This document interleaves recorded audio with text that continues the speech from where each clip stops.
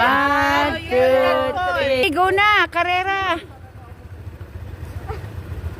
Karera, nakakatuwa. Mas mo kang kuya mo. Alam mo, napasayo niyo si Tito Bobby. Kasi ngayon siya nakakita ng group man.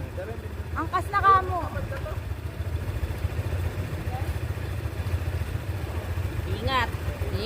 Dahan-dahan lang kayo, ha.